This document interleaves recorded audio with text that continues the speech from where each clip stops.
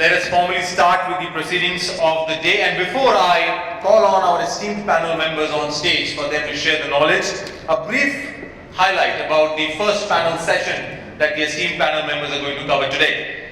The topic is digital frauds and data analytics, a holistic approach. Certain points which this eminent panel is going to cover: digital transformation of anti-money laundering and financial crime, shaping and developing fraud and AML mitigation techniques, how technology is fighting fin crime while enhancing regulatory compliance at the same time, how can intelligent automation help protect against financial crime, and many more. So with that, ladies and gentlemen, first session of the day, so I want all of you to welcome with a big applause our honorable panel members. Joining us first on stage, Mr. Shardul Kadam, CRO from Fedbank Financial Service. A big round of applause to Mr. Kadam. Shardul, welcome to the stage. Please have your seat. Joining next on the panel, ladies and gentlemen, we have Mr. Bharat Ramani, Head of Internal Audit from ECL Finance. A big round of applause to Bharat. Bharat, welcome to the panel. Kindly have your seat. Joining next in the panel, ladies and gentlemen, we have Mr. Manish Agrawal, Executive Vice President and Head of Credit Intelligence and Control, HDFC Bank. A big round of applause to Manish. Manish, welcome to the panel. Please have your seat. Joining next in the panel, ladies and gentlemen, we have Mr. Firoz, Anam, CRO from CreditAccess Grameen. A big round of applause to Mr. Firoz. Firoz, welcome to the panel. Please have your seat. Joining next, ladies and gentlemen, we have Mr. Drupad, Shah, Head of Finance, Financial Crime Prevention and Reputation Management Group, ICICI Bank. A big round of applause to Mr. Drupad Shah. Drupad, welcome to the panel. Please have your seat. Joining next in this panel, ladies and gentlemen, Mr. Ajay Kumar Kanth, Head of Fraud Control Unit, Aditya Birla Finance Limited. A big round of applause to Ajay. Ajay, welcome to the panel. Please have your seat. And now, ladies and gentlemen, let us welcome our honorable moderator for this panel, Mr. Shriram Sekar, Pre-sales from APAC region, BioCatch. A big round of applause to Mr. Sekar. Shriram, welcome to the panel. Please have your seat. So as you can see, ladies and gentlemen, we have a full house of audience and we have a fantastic panel of experts here. Shriram, all over to you. I think it's going to be a great session and what a beautiful start to the day. All the best to this panel.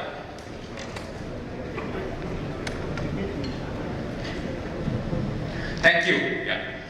Very good morning, all, ladies and gentlemen, distinguished panel members and esteemed guests. Very warm welcome to this insightful discussion on this topic that is timely and critical at this digital age, which is digital frauds and data analytics, a holistic approach. So we are in a technology era where the technology is very critical in our daily lives.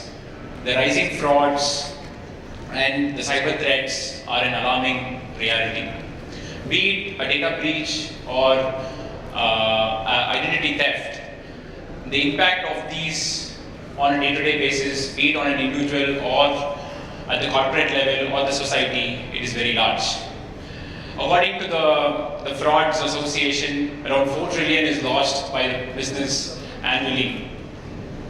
And today we have the esteemed panel members on the stage to share insights on these topics and to explore a holistic approach, not only including the advanced data analytics, but also understand what are all the underlying concepts and to explore the human behavior associated to these frauds. Throughout our discussions, I think panel members will be sharing more of their expertise, invaluable insights, and their strategy to fight fraud. From the role of artificial intelligence to the machine learning in detecting and preventing frauds, to the ethics considering the data sharing or the use of data analytics, we're going to delve into each aspect of this critical issue. With further ado, I would once again welcome you all for this enlightening journey, and then with this, I would like to first go with Mr. Manish Agrawal to understand what are his thoughts on the digital transformation of anti-money laundering and financial crime. How do you see that we have evolved in the last 5 years, Manish? Hey, thanks Shriram, and thank you Sainik Group, and I'm honored to be on the esteemed panel, and thank you everybody. Have a very, very great day. So thanks. So Shriram, if the question is that how it has evolved in the last 5 years, so I will put it in 2 points. If you see the anti-money laundering, AML as we used to understand, AML at the end of the day is a channelization of a money. Okay. So earlier what was happening is that the source or the conduit of the frauds were not the bank to a very large extent. So what I mean is, if you see a 5-7 years back or a 10 years back, when we used to look at from the AML perspective, it used to be that somebody, some businessman has done some fraud with any state agencies or violated the laws and accumulated money, or there is some sort of transactions which have happened outside the banking ecosystem. Okay, where the primary consideration is any other business partner. It's more of the organization level. Okay. Now, what's happening is that what is changed in last 5 years, if you see. Here, the primary source and the exit source. So, AML is always taken as an exit point. Correct? It was never an entry point. And earlier, the entry point was not the banking channel. An entry point was that somebody has done, some income tax related fraud, any GST related fraud, and then have, cheated the state government, those kind of a thing, or some other crime money which has come. So it was only an exiting channel. Today what's happening is, and this line is getting blurred day by day, and that is where I believe that the fraud risk professional, the responsibility have gone up meaningful. Because the individual customers are being cheated. And if the individual customers are being cheated, they are being cheated through the banking channel. So the fraud is happening at the banking channel, money is coming inside the banking channel, and from there it is going out. So that's one fundamental shift which has taken place in last 5 years or 7 years. And that's where many of us wonder that whether, and this question comes, whether it's a job of an AML or job of a fraud risk. So that differentiation is gone. Line is not actually gone blurred, it's actually, it doesn't exist today. Agreed. Agreed. Great insight, Manish, great insight. So building on to it, I would like to turn to Drupad. So with this kind of shift that is happening right now, Drupad, so what are the most critical changes that we have to really make in our institution? And how do you want to take this forward, both in AML as well as in FinCrime space? See, as Manish said, the line between AML and fraud is actually blurring. But there are still some fundamental differences which are there. See, earlier, the fraud, as you said, the fraudsters were actually taking the AML route to route the money out of the country. Now what we are saying, in AML, both in the placement layer as well as in the layering layer, the frauds are actually getting perpetrated. So either through a mule account where you can actually layer the funds, or in the placement stage, it will be basically the customers who are getting defrauded. So now what we will have to think is, while fraud is on a real-time basis, AML is on a lag basis. Somewhere, a lot of the AML rules will have to be configured at fraud rules, such that the money does not move. Otherwise, what is happening is the money is moving, then it is getting layered, and then it is going out of the country already. So the main change is you will have to move some of the AML rules also into real-time mode, such that to prevent the outflow of funds from the customers. See, while these remittance frauds and all will continue to happen, it's not that doing anything will change that. That is what trade-based money laundering, all that will continue. But what we have seen is, if you were to compare a ratio, you will see the number of people getting defrauded and that money getting used for laundering is becoming much higher. So we need to move to real-time basis rather than a lag basis, more and more. Agreed, Drupad.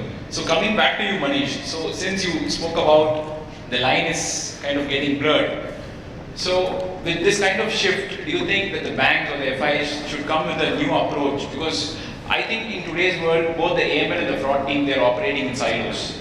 So do you think that we should have a new age of let's say, a team which has a fraud and AML capabilities? Absolutely, Shriram, and this is what we have been doing. In fact, if you ask me, that's a very pertinent question. In last 12 to 18 months, I believe that nobody is looking at the institution whether it's an AML problem or a fraud. Because the money is going out and we have to why the frauds are happening?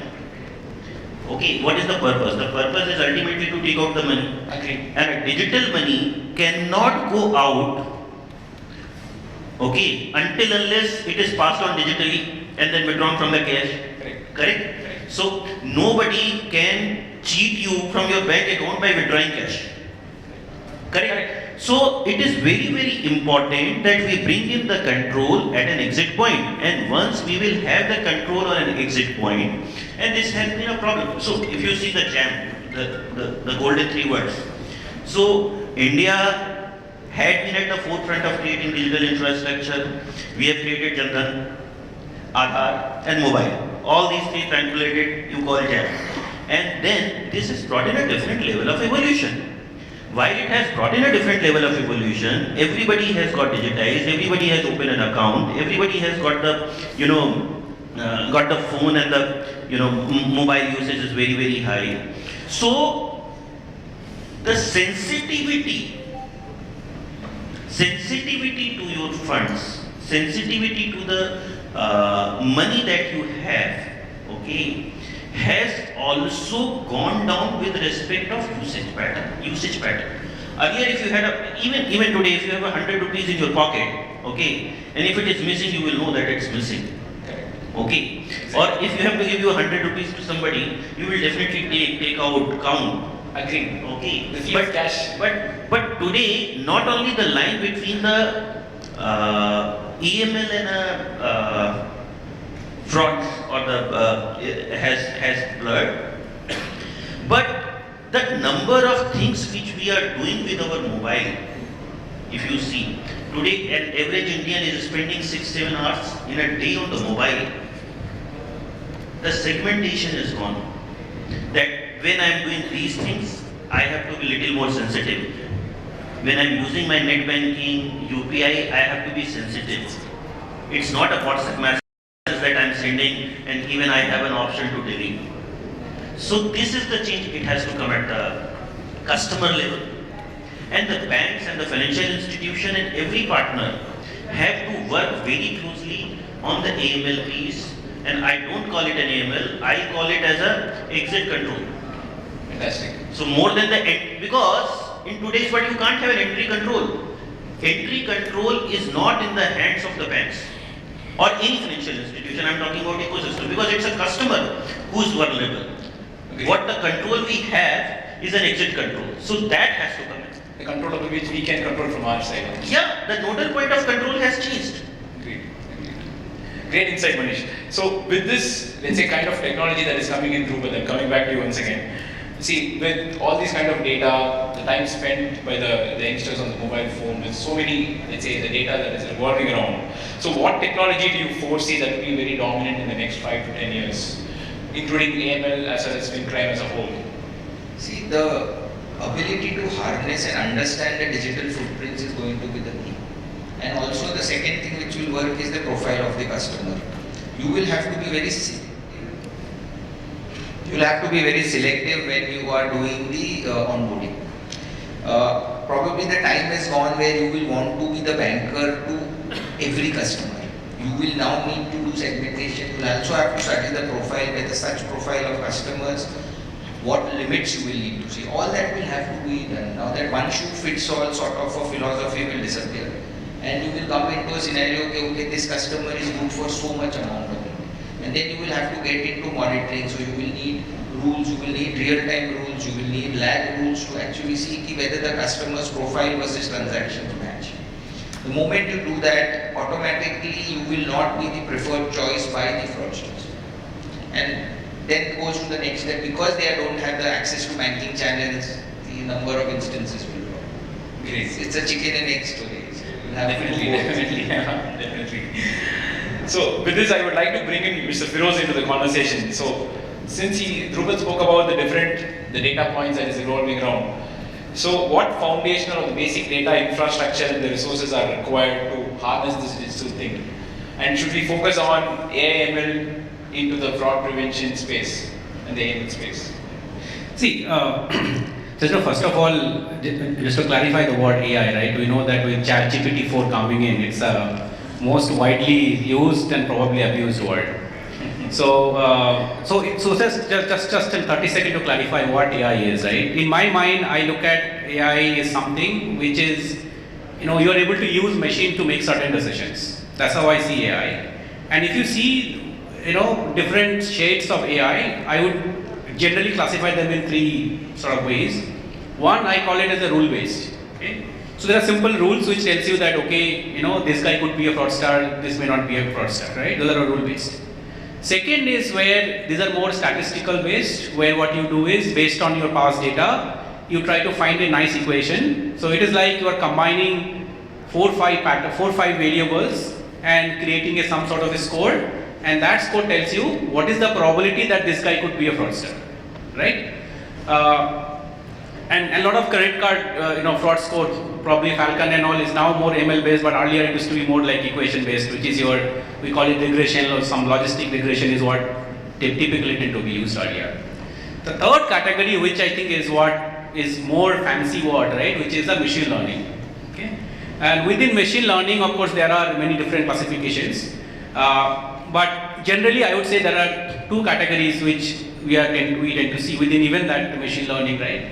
So one is, and more from a fraud context. So one is more of an NLP, we call it the natural language processing, which is similar to which is the technology behind that chat, that GPT-4, right? Where you could actually analyze certain text and kind of predict what is going to be the next sort of text. And then following what has been also used something called network analysis. Now, when it comes to the infrastructure, I think that is the question, right? So the buzzword always been that, okay, I need to have an AI sort of thing, right? But what people sometimes don't realize is that any model you have, model is as good as the data that you have. So lot of focus, lot of talk has about algorithms. I'm using machine learning, I'm using AI, but are you able to get the data at the first place? And believe me, with my so much experience working with data analytics, I can tell you that even very sophisticated, very mature organization, they struggle to collect and organize the data correctly. Okay. So I think from an infra point of view, I would say the first thing is that have you built the ability to collect the data? Do you know where the data is? Do you know the meaning of each field? Which field is collected where, right? So that whole data warehousing capability, data mart ability, I think that is the fundamental thing. Okay. So if you have been able to sort of, collect the data, right? That, okay, this is the sort of transaction that has happened, and out of those transactions, this many are fraud. Okay. Or let's say I have onboarded this many customers, right? Out of this customer, this sort of been identified as AML risk. And that becomes a little more challenging because when you develop a model, see, unlike a credit model, in a credit model, because you have a lot of bads, in a sense that lot many customers who have defaulted. So it's very easy to build a model because you have a huge number of customers who are good customers and a sizable number of customers who are bad customers. Whereas in fraud modeling, what happens is that the number one problem is that number of fraud in proportion to your customer is very small, right? You don't see a fraud every day. I'm sure I have largest bank sitting here and whatever they have reported numbers, you will see very few, right? Which has been there. So really it is like, it is like that kind of you are searching in a haystack that what could sort of, potentially have the fraud. And the second problem is that even identification of the fraud, right? Because what is a fraud? Because let's say you detect something at a very early stage, okay? Now, are you going to call it a fraud or not a fraud? That is again a very debatable question that all people are dealing with fraud always encounter. Should I call it a fraud or not call it a fraud, right? And because there is always a tendency for organization to declare any fraud as a credit loss, right? So that is another problem that we sort of encounter. So I think from an infra point of view, I would say that focus more on your data warehousing ability. That are you able to collect all sorts of data and do you know which data means what? I think if you have that, then there are plenty of models available in the market which you run can work very well. And second, this aspect which is that not having enough sort of bad data in fraud. And that is why generally in fraud you see third-party models are more useful than your first-party models, because third-party models typically have access to many organizations. So they know that this will more number of frauds they have access to, right? So those models tend to be much better than your in-house model. So I always advise that if you have a credit model, build it in-house. But if it is a fraud model, preferably use a third-party model because they have access to much more data than what you have. It's a very great insight. Just to add on to that topic, Firoz, like since you talk about harnessing the data and then kind of identifying those input points, but even in today's whatever the technology that we are, I think the customer is not identified as a one customer. We don't have a 360-degree view. Manish was talking about Jandan, Aadhaar, AEPS. There are like different things, but even the FIs or being a regulator, identifying customer as a one customer, is it a challenge even today, Firoz? Yeah, sure. Well, that's a great question. I think that is something we grapple a lot, and especially who are in NBFC. I think banks are in a better position because banks are allowed to use Aadhaar, right? So Aadhaar, although I came to know that a lot of synthetic fraud does happen, but in general, I think if you have an Aadhaar number, it is much easy to say that okay, these three people are the same person, right? But if you are an NBFC, I think we are a lot more constrained in terms of using the Aadhaar. So that becomes very challenging. Even I'm finding the credit bureaus also. I think some of the folks are here from credit bureau as well. And especially when you are dealing with customers who are not your prime segment, right? Somebody who is coming from probably slightly tier 3, tier 4, or even village. In village, you would find most people's date of birth is 1st January. Right, so one critical data point which credit bureau can rely on to match customers or companies can rely on in the dedupe algorithm, that is sort of gone, right? So you rely on many more things, but I think, and some of the innovative things I think we were working on, even I had some discussion with the RBI Innovation Lab and I suggested that, see, while we are not allowed to kind of store the entire Aadhaar number, you can still use that last 4 digit of the Aadhaar number, right? And if that last 4 digit is being allowed to be given to the credit bureau, right?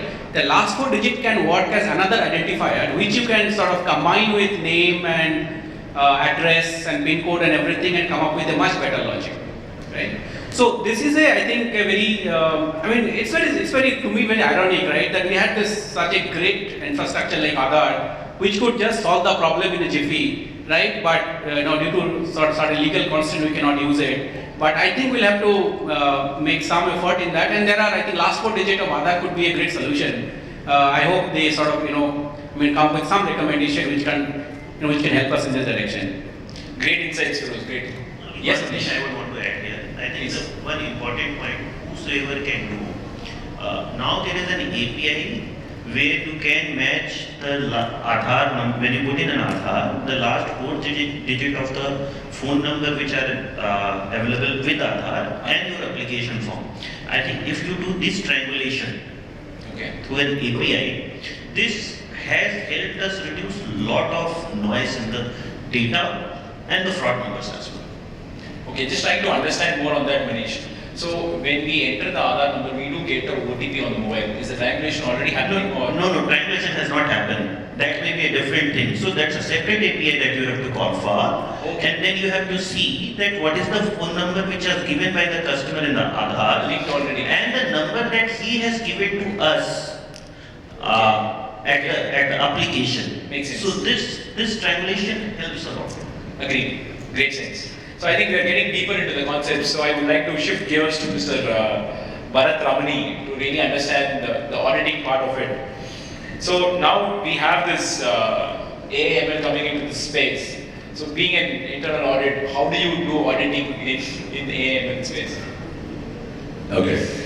So first of all, great to see so many people here. And first session of the day, so I'm assuming everyone is alert and wants to understand and maybe learn something. I think we have been getting a lot of insights on how to do things, what people should do, how companies should act on. So I have spent my entire life in audit, and AML KYC as a concept, I think it has been there for a long time, maybe with some different terminology, known with different names, but the concept has been there.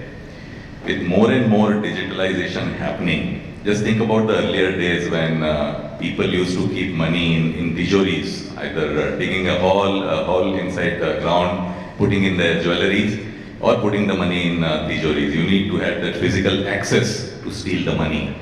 Now with digital age, you don't need to even go near the bank account or near your tijori or near your home. It can be easily hacked, easily tracked and taken away. As an auditor, what our job is to make sure that there are processes installed in the company. So I see it as a three-layered approach. There are regulators, there are intermediaries like banks and NBFCs, and there are consumers who are the actual getting impact of the processes. So regulators do their job by creating a guideline, a framework, giving you 4 lines of boundaries and telling you what you should do. Intermediaries many a times try to do things in a way it impacts their own being, the companies. So a lot of times, I'll not say they break the rules, but they try to bend it to find an easier way. And I'm not saying they do this intentionally. A lot of times it happens due to the cost benefit analysis as well. You might need to spend so much money to do something which might not be helpful in long run. But ultimately who suffers is the customer, consumer, people like us, individuals. So I think it's our job as an auditor, and especially as I think you say, difference between banks and NBFCs. NBFCs more so, because the avenues are less and you have to do so much, right? The regulators have now started treating NBFCs as banks. So they are not differentiating. Yesterday I was in a conference at RBI, where they called all the heads of assurances, compliance officers, risk officers, and head of internal audits. And they made it very, very clear. Whether it's a bank or NBFC, the expectation is same. Consumers' interest should not be impacted. They should be at the forefront. So as an auditor, coming back to the topic of AML, what we do, so we also follow the same approach. There is a framework. Whether the framework has been implemented properly, not to the form, but to the spirit also in the organization. So there is a framework which has been adopted. There is a concept of first line, second line and third line of defense. I think most of you are aware. The first line's job is to make sure that the framework is working as it is supposed to be. So they are the champions. The second line of defense, the risk officers and compliance officers' job is to make sure that the framework is understood as it is and implemented in the organization. So they act as not the champions, but they keep on challenging the champions that what they are doing is right or not. And then it's our job, the third line of defense as the auditor, to make sure that the first line and second line is doing their job properly. So we recently implemented a software in our company to make sure that the AML framework is implemented properly. So what I understand that, I'm not going to name the companies whose products we have implemented, but basically they try to understand or implement as API various databases across the world, whether it is Interpol, whether it is CBI, FBI, etc. And with some combinations of names, birth dates, contact numbers, address, etc., they try to find out if there is an alert which gets generated taking into consideration all these categories, and then throws out alerts. Now, company's job is to make sure these alerts are studied and investigated whether they are real alerts or false alerts, and act upon them. As our job is to make sure what they are doing is they are doing properly or not. So it's a layered approach. No one can do the job independently. It has to be in a consolidated way across the companies, across the industries. But I want to take 1 minute at a consumer level. I think we spoke a lot about things we are doing through mobile. I think in one of my last summits, I asked this question.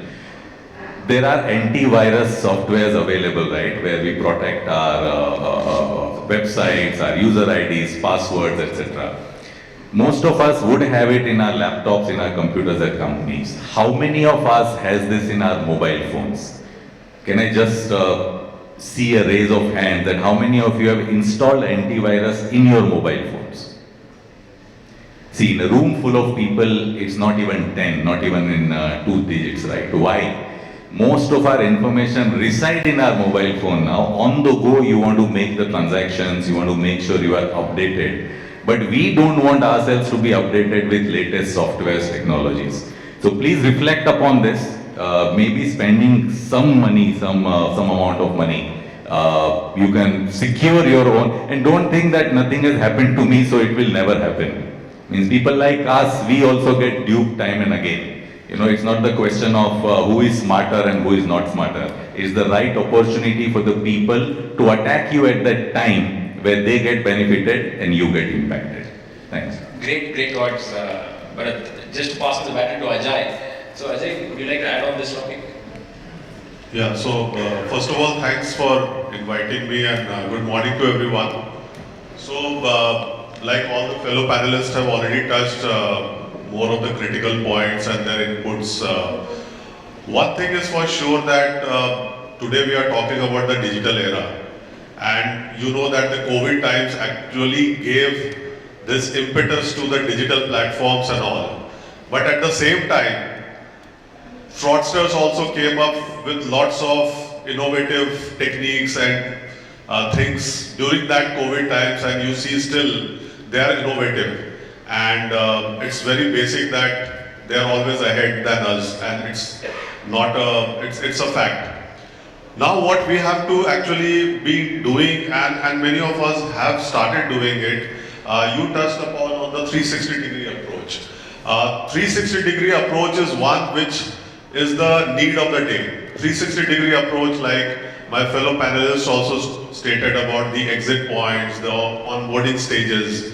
We come from NBFCs and we know how challenging or difficult it is to differentiate between the good customers and the bad customers.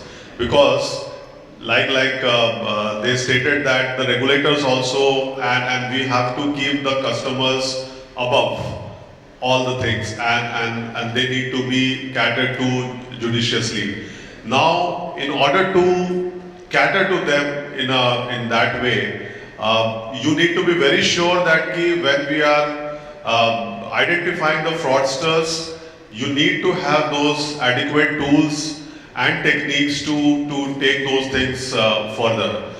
So in order to have those the digital tools, one is the AI ML tool, but basic is whether your basic tools are there in your organization. Firoz touched upon the data. The basic thing which most of the organizations have been facing is what is the data set? How clean is the data set? So if those things are not in a proper way, whatever tools you bring in, they may not give you the adequate results. So you need to have those. First basic thing is the data should be clear. The other thing is that you take those kind of tools and build your automation, and then thereafter build your AI, ML tools into that, because then only it will address those things. I was first in insurance arm of Aditya Birla, and we had the tool for the fraud prevention.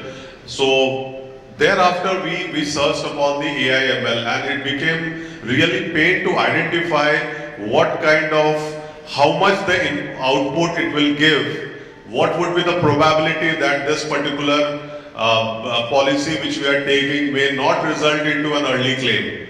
So all these things had to be built in, and for that the data has to be very, very proper. There had been cases. Now coming back to the lending business, you know that there is, in insurance you are taking the money from the customer.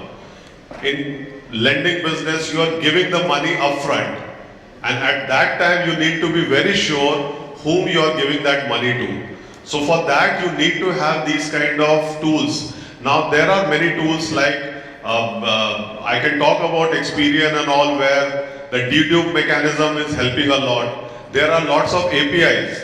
We started with PAN Aadhaar linkage. Manish talked about the triangulation of Aadhaar with mobile and all. And we saw with the PAN Aadhaar, because you know, and you all would have also faced those situations of identity theft frauds. And that is also in the digital business. It's not only in the physical but also in the digital. So the Aadhaar PAN linkage has been also some kind of a respite to tackle these frauds, where your last 4 digit of the Aadhaar, if it is matches in link with the PAN, it gives you at least some kind of a, unless and until he has tampered the Aadhaar card also, or Aadhaar, that's it. But it will be difficult. So we need to make it as difficult as possible for the fraudster to commit those frauds. The fraudsters are looking for those organizations or where the controls are less, and they have moved into the nexus mode. They are no longer the individual, they are more of an organized, and there would be people from the industry also who is more aware about the controls, the tools, the level of checks which are the organization are doing. The next stage is also that whatever you bring in, whether it is AI, ML tool and all, you need to also have a trade staff to handle them. So it's a balance always with the AI, ML or the technology with the human intelligence. So that balance has to be there. And the last but not the least is the awareness. Because now we are moving into tier 2, tier 3 in the rural areas. And that awareness has to be there, what kind of checks and balances, what kind of controls we need to have, what kind of frauds are happening. Fraudsters are also shifting bases.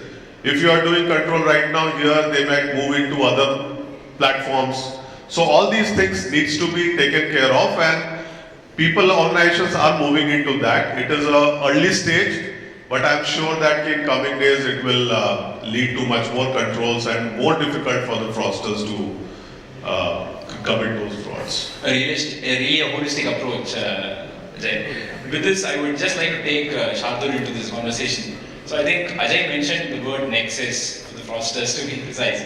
So how do you think that we use this data more at the financial institution level? So one side we talk about we are not able to identify customer as one at maybe the micro level. So at the macro level, do you think sharing the data will help? And if yes, so what are all the different technologies should you suggest? And how do we go down that path? Hello. Yeah, hi. Thank you. And thank you for inviting me for this session. So I'll tell you what, there are two things here. One is, I would really like to echo the thoughts which were expressed by Firoz and Ajay in particular about the data quality itself, right? Now, in today's parlance, I think the AI and the ML are very loosely used terms. So many people say AI, ML, and ML has become a very sexy term to use, right? But I think what we need to understand it is GIGO, it's garbage in, garbage out. And unless and until there's a rich data to support, these things will not work. Okay. Now, if I was to drive an analogy, let's say that we are a financial institution which is a diversified company. More often than not, and I'm sure a lot of people in this room would really correlate with what I'm going to tell. If you are a diversified company, generally you will find that you have different loan systems, to onboard the customers. Now, this means the data quality is heterogeneous, right? So we capture data in different places, and that's where the UCID creation still was a big challenge at some point of time. So the data is definitely not something which can be cross-pollinated. Even if you are a monoline company, what generally happens is when you started off small, you were not in a position to dimension and envisage the data construct, how you would really require it when it scales up. Or even if you were able to dimension it, you had budget constraints. So you really did not kind of invest in that, or maybe you had a combination of both of these challenges. Now what happens is you start off like that, and then maybe 4 years, 5 years down the line, when you're really strong, when you look back, you find that the data quality which you captured then and which you're capturing now, the past data is unusable, right? And we as an organization also face these challenges, especially where, if we have had an experience of building scoring models. Now that requires the data, and we had some challenges in terms of the historical data not being available and those kind of things. So long story short, I think whether you are a monoline or a diversified company, these challenges are a reality. Yesterday, even I was a part of the same RBI session, and I think one of the points which they discussed over there was, one was obviously the data privacy and the security, but also the second part was the data usability. So in an institution itself, we are facing these challenges. Now when you try to take it to the next level of within the industry, the challenges go, multifold dimensions. So it's really very difficult to kind of, to my mind, to build a platform where, these data can be brought in one place and it can be used. Having said that, so that's just one part of it. The second part, I think, is also in terms of, are we really doing anything towards it? Like, as we said, the Aadhaar. Now, Aadhaar is made available to banks, but NBFCs are deprived of it. And I was empathizing with them, right? You look at credit data, right, above 5 crores. We are mandated to share that data, but we can't see our own data which is shared to the database. Now, I'm sure the regulation has a strong reason to maintain it like that, but that's the part of life. So there is a database and we do not get to see that data, right? So that's the great part of it. But having said that, things are definitely changing. So I had the opportunity of, a few days back meeting some very, very senior official in SEBI. Now, what he mentioned was that unlike some 3-4 years back, where both the RBI and the SEBI used to guard their own turfs, they would really not see each other eye to eye. A lot of those things have started changing. They are appreciating each other's roles. They are talking about a lot of synergies and exchange of information, best practices and all. So something has started already happening at that level. If you look at, there are quite a few initiatives which are already happening in terms of OCEN, right? I mean, there's this Open Credit Enterprise Network, so which allows the lenders as well as the sourcing channels, to latch in together, and they use account aggregators, and there's a lot of digital footprint. Which the good part is that there's a lot of adoption of digital across the country, despite our demography and with the internet penetration being even in the hinterlands. I think there's a lot of digital footprint which is getting created, and we are moving somewhere. We are moving from this instead of a physical collateral to a digital collateral kind of thing. So there is definitely a lot of data information which is available in some shape and form. OCEN is just one step, and they are kind of upgrading the versions going forward, which today allows us to use a lot of this digital data and account aggregator and animal to kind of take credit decisions. So I think that's a positive move. Of course, the adoption penetration itself is a challenge right now. And to my mind, I think it's less to do with the digital savviness of the borrower. I think it's more to do with the fear of this phishing, and I'm really not comfortable with sharing my password with anyone else, including the financial institutions. So somewhere, if we through an ecosystem are able to give a kind of a comfort or assurance to them, it will immediately reflect into an adoption. And if that happens, then then we really skyrocket. So yeah. Great thoughts, Shardul. Just want to add on to that. So when we talk about the data sharing, like as you said, still we are not ready with the UCID. So on the other side, we have an unique identifier like Aadhaar or the mobile number, which is more or less kind of with the regulator. So this data sharing should be mandated by the regulator, or should be driven by the participants like NBFCs and the banks? I, as a NBFC, would love that it is mandated. But my colleagues over here who are larger banks, I am not sure how they would take it. I'm sure that they have a larger say with the regulators than we do. But I think I don't know whether in a democratic country whether these kind of things can be mandated to bring it on a common platform. But when you talk about frauds, actually there are certain tools like you have this Hunter, you have this Sherlock, and also there is some degree of thing which is available over there. Also, like as you mentioned, so one of the challenges that an NBFC faces with a bank, right? Now, as an NBFC, like any other lender for that matter, we have a very short window to onboard a customer, right? And within that much time, we have to finish off our due diligence and we onboard or we take a decision. If I take more time, my colleague over here will snatch away the case from me, right? So obviously, we have to move fast. Now, what happens is, we normally lend only on the asset side, unlike a bank, where they do a lot of cross-sell, and when they... So first challenge, the first benefit of the bank, I think to my mind, has is they have a pricing advantage. So the customer is willing to wait for them for a longer period of time. The second thing is that after they onboard a customer, they stitch a lot of products around him, like maybe a CASA or a current account, working capital limit or something, which they will at least give a credit card to that guy. Now, if that happens, they get an advantage of definitely, monitoring that customer's relationship over the life cycle, right? So there are these early warning signals which they can pick up from there. Now, and they can build their actions and they can build their tools around it. Unlike that, in NBFC, we don't have anything of that sort. So obviously, we have also built in the same, while he did not mention the name of the vendor, I know what he's talking. So we also kind of onboarded the same guy, and they're good. And yeah, we're using that for identification of suspicious transaction trends, and we're building a framework around it. But yeah, I mean that's what it is. So Got it. Firoz, I would like to ask you more focus on NBFC here. So we touched upon the role of AI at the FI level. So when you talk about NBFCs, obviously their sizes are not as compared to the big banks. So definitely, like what I understood is like there's always going to be a data gap with AI with NBFCs. So how should we tackle this? Yeah. See, on the I think as I said, right, on the fraud space, if you look at that whole hierarchy I talked about, right, talked about the rule-based kind of methods, and then I talked about if something like a regression-based model, and then talking about the AI-based model, right.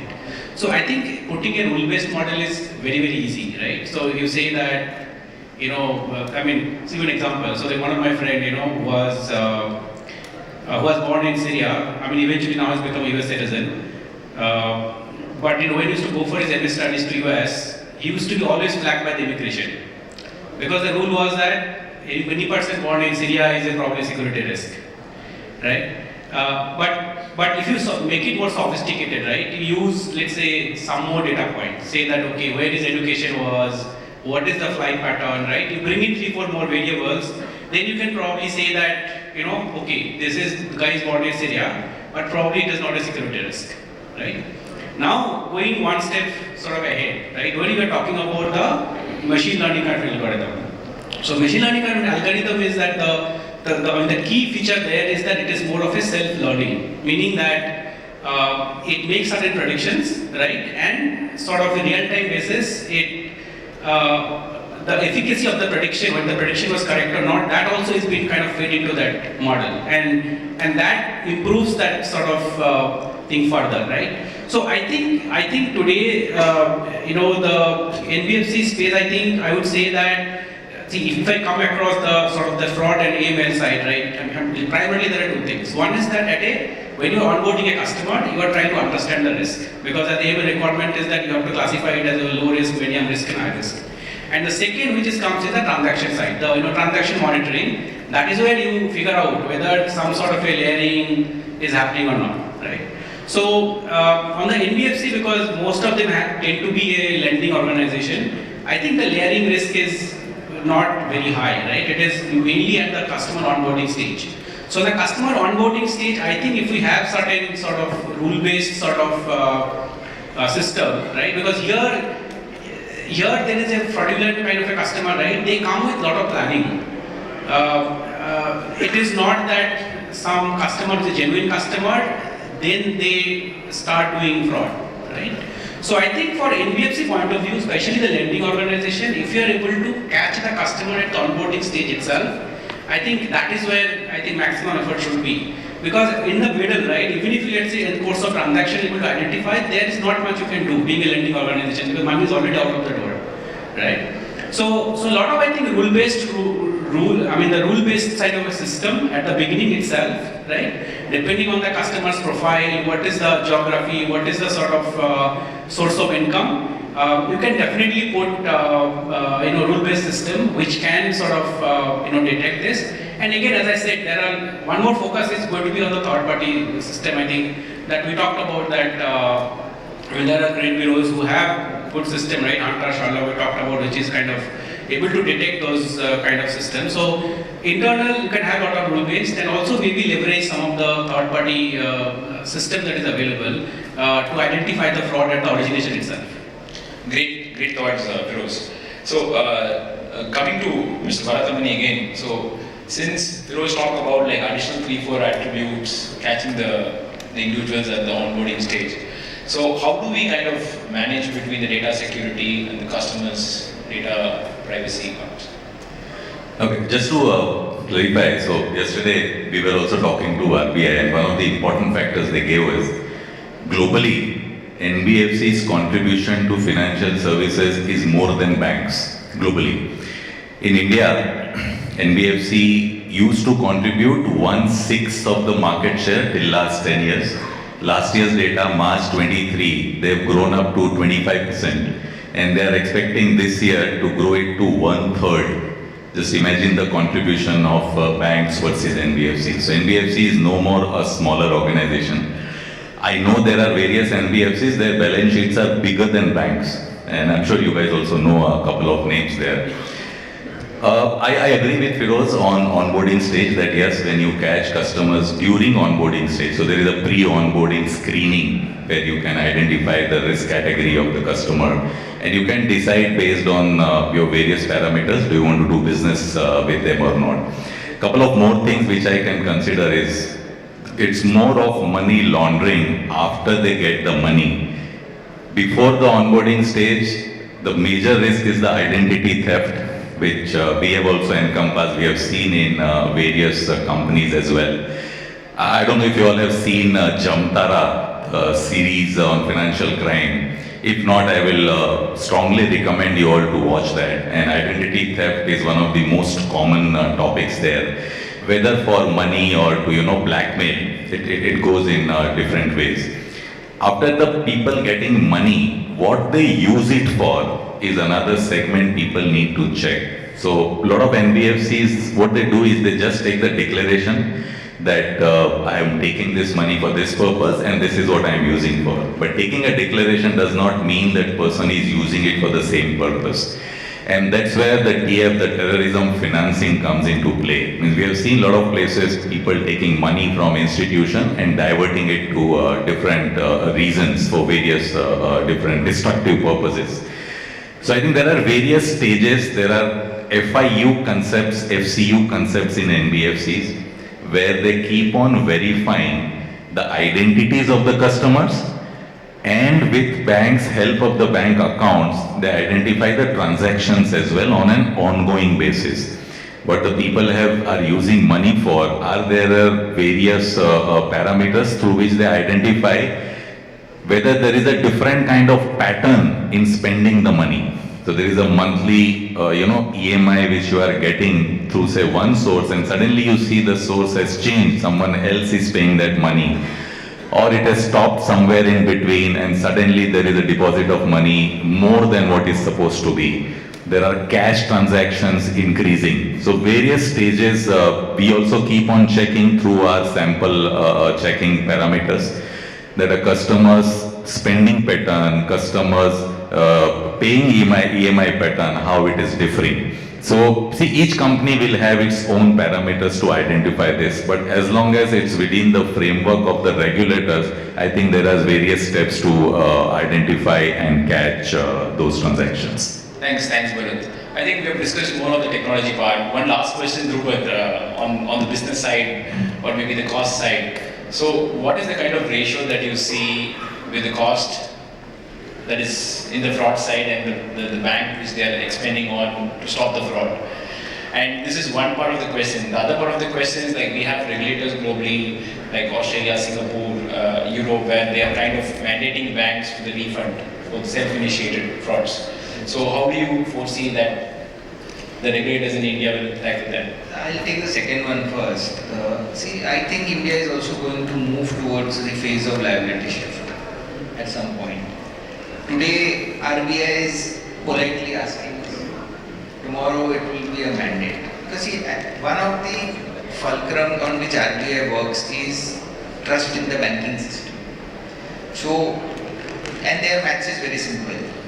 Let us assume that for total frauds, for example, in digital fraud, we'll exclude the borrowing frauds in this. The digital fraud, let us say 2,000 crores or 3,000 crores in a particular year. Even if you were to divide it by all the banks, I don't think anyone's P&L is going to take a major hit. But it will enhance the confidence of the customer into the banking system. Agreed. If you want to move digital more and more, then the confidence of the customer has to be done. The adoption has to be there. And if the customer is going to be afraid of losing money all the time, then adoption will never happen. So I think slowly RBI is pushing and we are going into the direction. Whether it will happen in the next couple of years or more, I wouldn't know. But I think liability shift is where we are going to eventually land up. Now going back to the first one, look, yes, there will be a cost element which will be involved at the time of adoption of a technology. But over a period of time, A, the cost of technology per se goes down, and secondly, as your volume goes up, your per unit cost actually drops. So I don't really think you should look at every time a cost and a reward ratio, because initially you will have to invest if you have to protect. If you are going to do that, probably you will not adopt any technology. Because always it will come out as a negative ROI in the first 3, 4, 5 years. It is only after that that you will start learning. Agreed.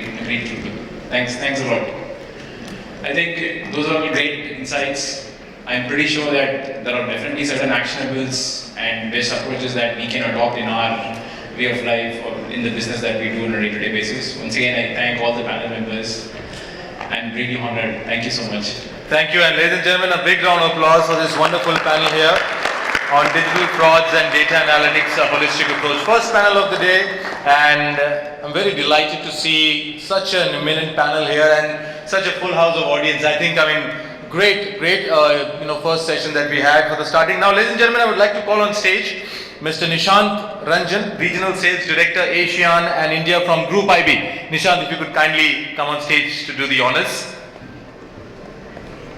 We'll start first with Mr. Shardul Kadam from Fedbank Financial Services.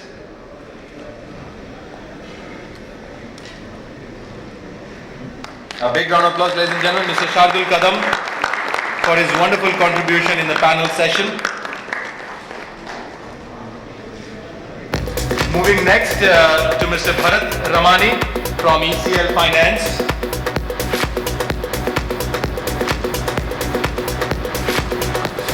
A big round of applause to Bharat for his wonderful contribution in the panel session.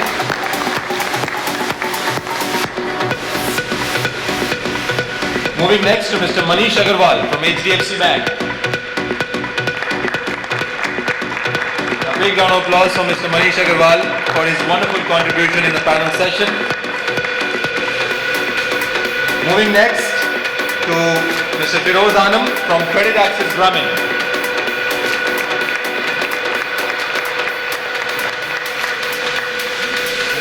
A big round of applause, ladies and gentlemen, for Mr. Firoz Anam for his wonderful contribution in the panel session.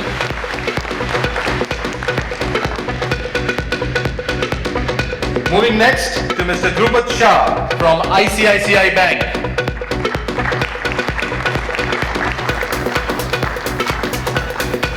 A big round of applause for Mr. Drupad Shah for his wonderful contribution in this panel session. Moving next to Mr. 𝐃𝐢𝐠𝐢𝐭𝐚𝐥 Kanth from Aditya Birla Finance Limited.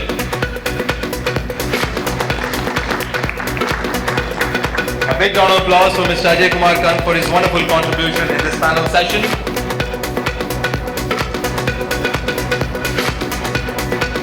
And now, ladies and gentlemen, our honorable moderator for the panel, Mr. Shriram Sekar from BioCatch.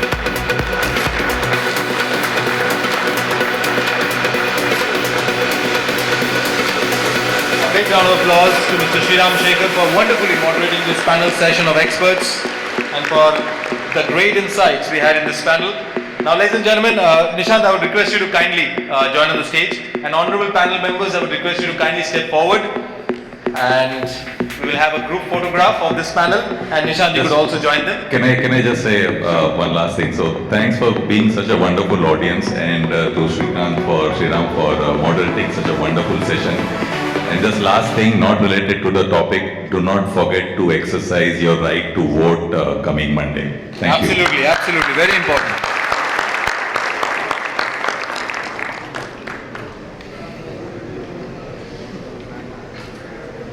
Ladies and gentlemen, this wonderful panel, once again, a big round of applause for them.